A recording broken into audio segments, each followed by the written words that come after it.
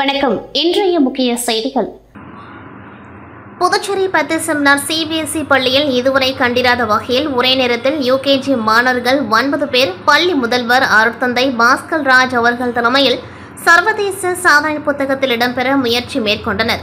விழாவில் சிறப்பு விருந்தினர்களாக முதல்வரின் பாராளுமன்ற செயலரும் காமராஜர் நகர் தொகுதி சட்டமன்ற உறுப்பினருமான ஜான்குமார் மற்றும் நெல்லித்தோப்பு தொகுதி சட்டமன்ற உறுப்பினர் ரிச்சர்ட் ஜான்குமார், அரசு உதவி பெறும் வழக்கறிஞர் அருண் ஆகியோர் கலந்து கொண்டார்கள்.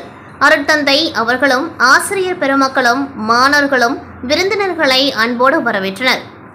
மாஸ்டர் எஸ் பிரஜன் இந்திய அரசியலமைப்பின் அனைத்து பாகங்களையும் உறுப்புரைகளையும் 2 நிமிடம் 4 வினாடிகள் 70 மில்லி வினாடிகளில் விரைவாக வாசித்தார். மாஸ்டர் கே கவின் 100லிருந்து 2 வரை உள்ள இரட்டை எண்களை பின்னோக்கி சொல்லும் முயற்சியில் 27 வினாடிகள் 52 மில்லி வினாடிகளில் அதிவிரைவாக கூறி முடித்தார்.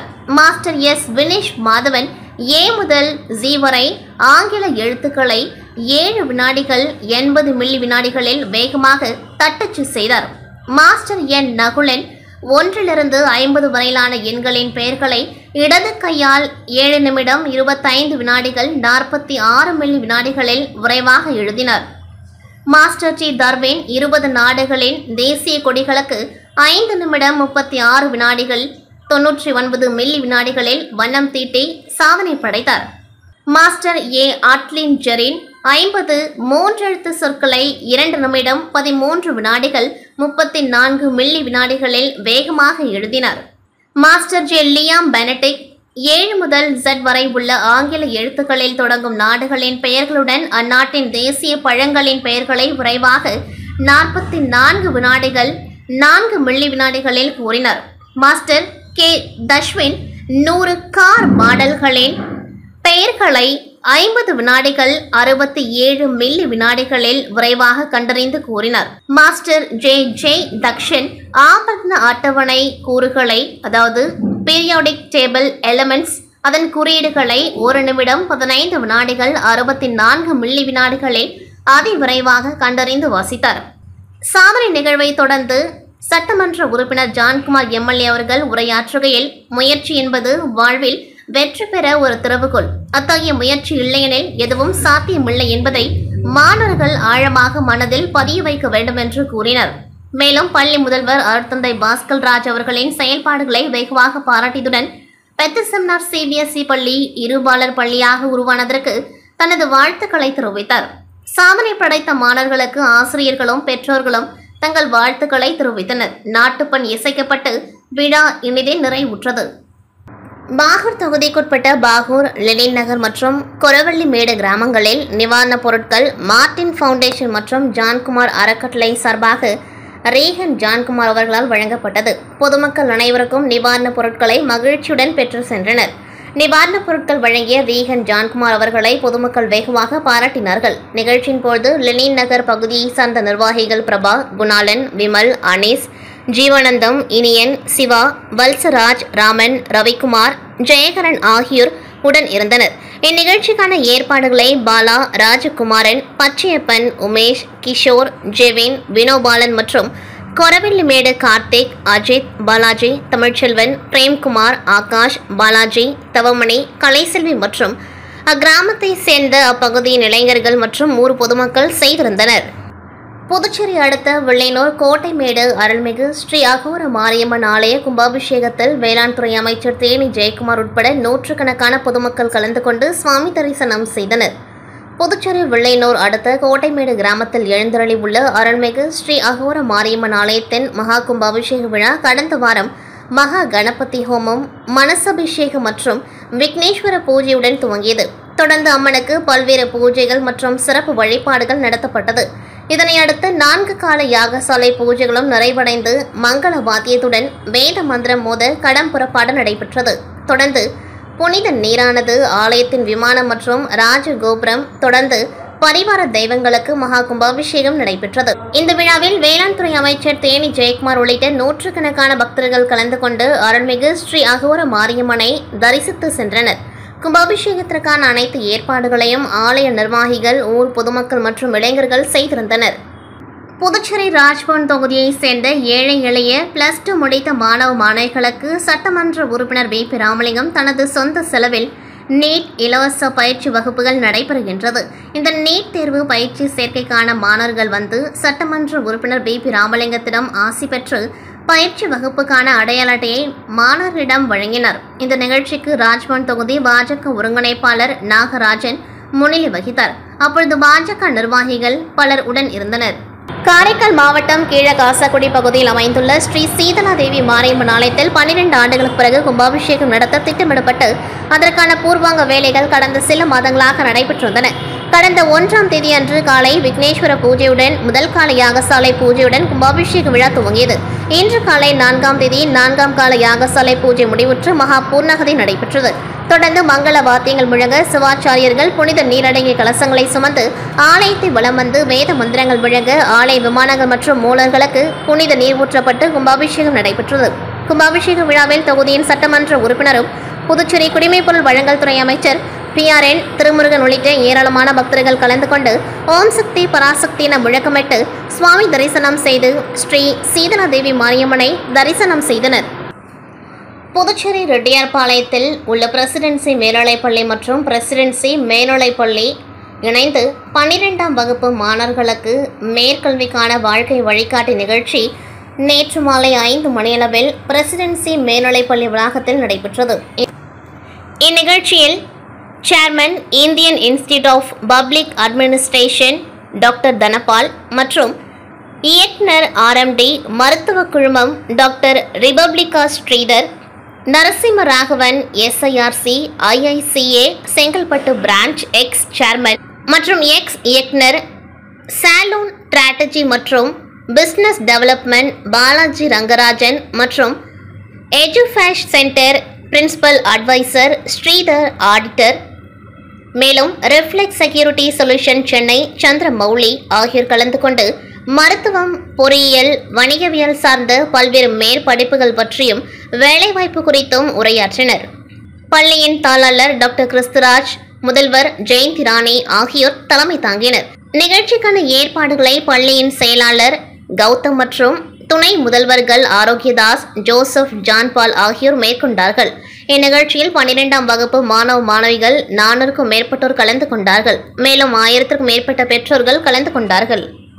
திமுக பொதுக்குழு உறுப்பினர் கோபால் அவர்கள் புதுச்சேரி நகராட்சி ஆணையர் அவர்களை சந்தித்து மனு அளித்தார். அந்த மனுவில் உருளையன்பேட்டை சட்டமன்ற தொகுதி சின்ன சுப்பராயப்பிள்ளை வீதி மற்றும் செயின்ட் தெரேசா வீதி சந்திப்பில் சாலையை உயரமாக போடப்பட்டதால் சின்ன சுப்பராயப்பிள்ளை வீதியில் மழைநீர் தேங்கி நிற்கின்றது. இதனால் அப்பகுதியில் கொசு தொல்லை மற்றும் சுகாதார சீர்கேடு ஏற்படும் சூழல் நிலவி வருகின்றது. இதனால் மக்கள் மிகுந்த சிரமத்தில் உள்ளனர். மழைநீர் வெளியேற வழியில்லை. ஆகவே இருபுறமும் உள்ள வாய்க்காலில் வழி ஏற்படுத்தி மழைநீர் வெளியேற வழிவகை செய்யுமாறு கேட்டுக்கொண்டார். அதனைத் தொடர்ந்து மற்றொரு மனுவில் புதுச்சேரி உருளையன்பேட்டை தொகுதி புதிய பேருந்து நிலையம் அருகில் அருள்மிகு ஒண்டி வீர ஐயனாரப்பன் ஆலயம் உள்ளது. இப்பொழுது புதிதாக கட்டப்பட்ட புதிய பேருந்து நிலையம் கான்கிரீட் தரை கோவிலை விட 2 அடி உயரமாக உள்ளது. இதனால் கோவிலின் தேர் வெளிவர சிரமமாக உள்ளது. ஆகையால் கோவில் வாசலில் உள்ள கான்கிரீட் தரையை சமம் செய்து தருமாறும் அன்புடன் கேட்டுக்கொண்டார். அப்பொழுது தொகுதி செயலாளர் சக்திவேல், வர்த்தகர் அணி துணைத் தலைவர் குரு, இலக்கிய அணி ஸ்ரீதர், கிளை செயலாளர்கள் கிரி, அகிலன், விஜயகுமார், அந்தோணி, நெல்சன், முரளி, விமல், பாபு ஆர்ட்ஸ், ராஜா உள்ளிட்டோர் உடன் இருந்தனர். புதுச்சேரியில் வெயிலின் தாக்கம் நாளுக்கு நாள் அதிகரித்து வருகின்றது. இதன் காரணமாக பொதுமக்கள் மிகுந்த சிரமத்திற்கு உள்ளாகி வருகின்றனர். இந்நிலையில் புதுச்சேரி கடற்கரை சிறு வியாபாரிகள் ஒருங்கிணைந்து கோடை வெயிலின் காரணமாக ஏற்படும் வெப்பத்திலிருந்து பொதுமக்களின் தாகம் தணிக்கும் வகையில் கடற்கரைக்கு வரும் சுற்றுலா பயணிகள், புதுச்சேரி வாசிகள் உள்ளிட்ட மக்களின் தாகம் தணிக்கும் வகையில் இலவச நீர்மோர் பந்தல் திறப்பு விழா இன்று கடற்கரை நேரு சிலை அருகே நடைபெற்றது. இதன் துவக்க விழாவில் கடற்கரை சிறு வியாபாரிகள் சங்க தலைவர் அருண் ஏற்பாட்டில் நீர்மோர் பந்தல் வழங்கப்பட்டது. இதில் முதல் நாள் துவக்க விழாவில் இலவச நீர்மோர், தர்பூசணி, இளநீர், நுங்கு உள்ளிட்ட குளிர்ச்சியான பொருட்களை கடற்கரை சிறு வியாபாரிகள் சங்க தலைவர் அருண் பொதுமக்களுக்கு வழங்கினார். தொடர்ந்து கோடை வெயில் முடிவடையும் வரை தினமும் ஒரு வியாபாரி ஏற்பாட்டில் கோடைக்காலம் முழுவதும் இலவசமாக நீர்மோர் உள்ளிட்ட குளிர்ச்சியான பொருட்கள் வழங்கப்பட உள்ளது. இந்த துவக்க விழா நிகழ்ச்சியில் கடற்கரை நகராட்சி கடை வியாபாரிகள் உள்ளிட்ட கடற்கரை சுற்றியுள்ள சிறு வியாபாரிகள் கலந்து கொண்டார்கள். ராணிப்பேட்டை மாவட்டம் அரக்கோணத்தை சேர்ந்தவர் விக்னேஷ். இவர் தனியார் மருந்து நிறுவனத்தில் வேலை செய்து வருகின்றார். இவர் கடந்த மாதம் புதுச்சேரிக்கு வேலை நிமித்தமாக வந்துள்ளார். வேலை முடிந்த பிறகு மீண்டும் சென்னைக்கு செல்ல புதுச்சேரி ரயில் நிலைய நடைமேடையில் ரயிலுக்காக காத்திருந்த பொழுது விக்னேஷ் எடுத்து வந்த பேக்கில் லேப்டாப் மற்றும் ஐபேட் இருந்துள்ளது. விக்னேஷ் சற்று முன் கண் அயர்ந்த நேரத்தில் மர்ம நபர் ஒருவர் அவருடைய பேக்கை திருடி சென்றுள்ளார். தனது பேக் இல்லாததை கண்டு அதிர்ச்சி அடைந்த விக்னேஷ் சம்பவம் குறித்து உதயஞ்சாலை காவல் நிலையத்தில் புகார் அளித்ததன் பேரில் போலீசார் வழக்கு பதிவு செய்து விசாரணை செய்தது. மேலும் அங்கிருந்த சிசிடிவி காட்சிகளை ஆய்வு செய்ததில் மர்ம நபர் ஒருவர் பேக்கை திருடி செல்வது பதிவாகியிருந்ததை அடுத்து சிசிடிவி காட்சிகள் மூலம் மர்ம நபரை அடையாளம் கண்ட போலீசார் நேற்று முன்தினம் இரவு கடலூர் மாவட்டம் சீர்காழியை சேர்ந்த வினோத் என்பவரை கைது செய்து அவரிடமிருந்த லேப்டாப் மற்றும் ஐபேட் பறிமுதல் செய்தனர். தொடர்ந்து அவரிடம் நடத்திய விசாரணையில் அவசரமாக வெளி மாநிலத்திற்கு ரயில் மூலம் செல்லும் பயணிகளை குறிவைத்து அவர்களின் அவசரத்தை பயன்படுத்தி தொடர்ந்து பல்வேறு விலை உயர்ந்த பொருட்களை பல வருடங்களாக திருடி வந்ததும் அவசரத்தில் வெளி மாநிலத்திற்கு செல்லும் பயணிகள் இதுகுறித்து புகார் தராததால் வழக்கில் சிக்காமல் இருந்துள்ளார் என்பது விசாரணையில் தெரியவந்துள்ளது. அதனைத் தொடர்ந்து அவரை நீதிமன்றத்தில் ஆஜர்படுத்தி காலப்பட்டு சிறையில் அடைத்தனர். இதேபோல் ரயில் பயணிகளை குறித்து பலமுறை இவர் சிறிய பொருட்களை திருடியுள்ளார். இது தொடர்பாக யாரும் புகார் அளிக்காத நிலையில் திருடியவற்றை குறைந்த விலைக்கு விற்று வந்துள்ளார். தற்போது திருடிய 48 மணி நேரத்தில் குற்றவாளியை போலீசார் கைது செய்துள்ளனர் என்பது குறிப்பிடத்தக்கது. புதுச்சேரி அரசு கடந்த 2019ஆம் ஆண்டு ஒப்பந்த பணியில் 288 ஆசிரியர் பணியிடங்களுக்கு நேர்முக தேர்வு மூலம் ஒப்பந்த ஆசிரியர்கள் நியமனம் செய்து பணியாற்றிக் கொண்டிருந்த ஆசிரியர்கள் இந்த மாதம் முதல் பணி நீக்கம் செய்யப்பட்டனர். பணி நீக்கம் செய்யப்பட்ட ஆசிரியர்கள் தங்களுக்கு நிரந்தர தொடர்பணி வழங்க கோரியும் கடந்த 3 நாட்களாக சட்டசபை அருகில் போராட்டத்தில் ஈடுபட்டு வருகின்றனர். போராட்டத்தில் ஈடுபட்டு வரும் ஆசிரியர்களை நாம் தமிழர் கட்சி நிர்வாகிகள் நேரில் சந்தித்து ஆதரவு தெரிவித்தனர். மேலும் புதுச்சேரி அரசு மற்றும் துணைநிலை ஆளுநர் போராட்டத்தில் ஈடுபட்டு வரும் ஆசிரியர்களை உடனடியாக அழைத்து பேச்சுவார்த்தை நடத்த வேண்டும், ஆசிரியர்களின் கோரிக்கைகளுக்கு உடனடியாக தீர்வு காண புதுச்சேரி அரசு துணைநிலை ஆளுநர் நடவடிக்கை மேற்கொள்ள வேண்டும் என கோரிக்கை விடுத்தனர். இந்நிகழ்வில் புதுச்சேரி நாம் தமிழர் கட்சி மாநில தலைவர் ஞானப்பிரகாசம், நிர்வாகிகள் இளங்கோவன், ரமேஷ், காமராஜ், வேலவன், சசிகுமார், கருணாநிதி, வினோத், பாலாஜி, சங்கர் உட்பட நிர்வாகிகள் கலந்து கொண்டு போராட்டத்திற்கு ஆதரவு தெரிவித்து சிறப்புரையாற்றினர்.